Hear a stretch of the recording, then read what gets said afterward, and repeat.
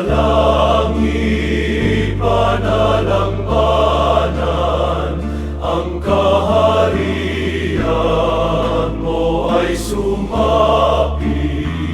Gawin nawa ang iyong kalooban sa lupa gaya ng sa langit.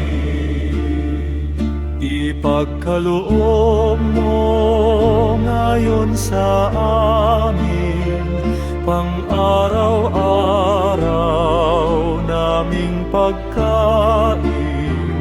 Kaming may sala ay patawarin, nagpapatawad sa kapwa rin. Huwag mo kaming sa tukso'y tulutan, kundi iligtas sa kasamaman. Ang kaharian, kapangyarihan, kaluwalhatian sa iyong ngalan.